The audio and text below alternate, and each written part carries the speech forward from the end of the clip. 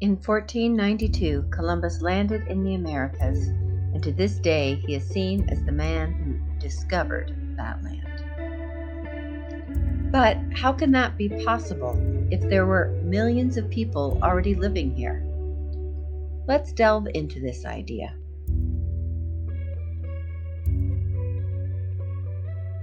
Well, his discovery was ingrained in law in something called the Doctrine of Discovery, something that remains the basis for Canadian law and still impacts Indigenous peoples today. So what is the Doctrine of Discovery? The Doctrine of Discovery is a series of papal bulls. Papal bulls are a type of public decree issued by the Pope of the Catholic Church. These papal bulls were written between 1452 and 1493. The Doctrine of Discovery said that when European nations discovered non-European lands that were not ruled by Christians, those European nations had special rights over the land, regardless of those who were already living on the land. From this time on, Indigenous nations and people lost full property rights and ownership of their land. Indigenous people were only allowed to occupy and use their land.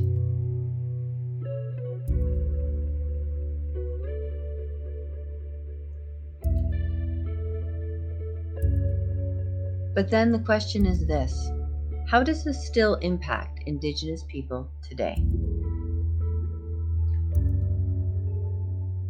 First, the Doctrine of Discovery was a way to legitimize the colonization of lands outside of Europe.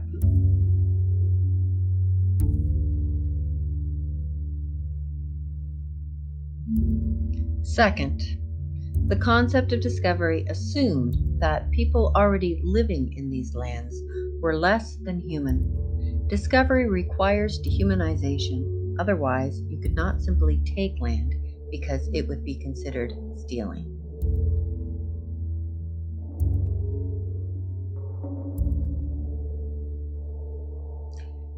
This was seen in the term terra nullius within the doctrine, which means nobody's land. But clearly it was somebody's land. Indigenous people lived there. However, under this doctrine, the land could not be legally owned unless it was settled by Europeans. Sylvia McAdam says, "The very idea that one group of people could assert dominance over another through slavery, death, and servitude by virtue of being religiously superior is absurd."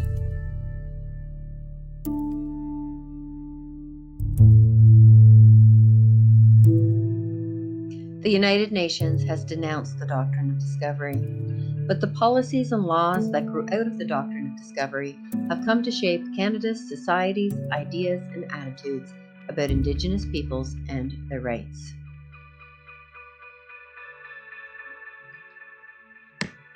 The United Nations Declaration of the Rights of Indigenous Peoples states that this doctrine is the shameful root of all discrimination and marginalization Indigenous people face today. Moreover, the Doctrine of Discovery creates a problem with Canadian law. Whenever land claims occur, Crown or Canadian sovereignty is always presumed to exist, but the Indigenous people must prove their presence. This sounds backwards, doesn't it? Indigenous people in Canada are always told that the underlying title of the Crown is the basis of their ownership to all lands and resources. It is this underlying title that many call the application of the Doctrine of Discovery in today's society.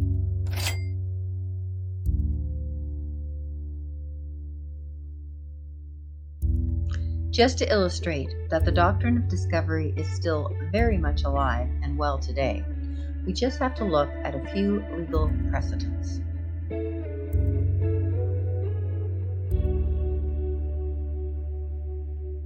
In 1823, an American Supreme Court decision, Johnson v.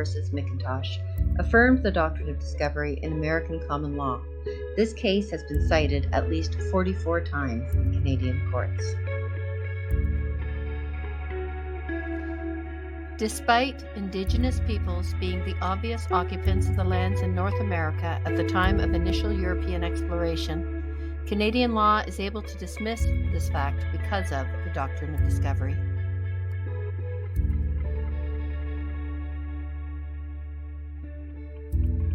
This country has been built upon this universally recognized idea that monarchs had title to indigenous lands because of discovery.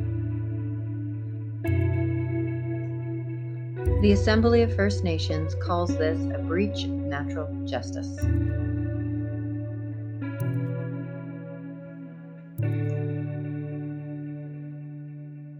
While it does not change past injustices, the federal government should formally renounce discovery. This would acknowledge responsibility and recognize the obligations Canada has in the present to First Nations. It would be more than a merely symbolic gesture, as it would lay to rest an offensive legal justification based on racial superiority for the subjugation of First Nations and other Indigenous peoples. AFN, Dismantling the Doctrine of Discovery.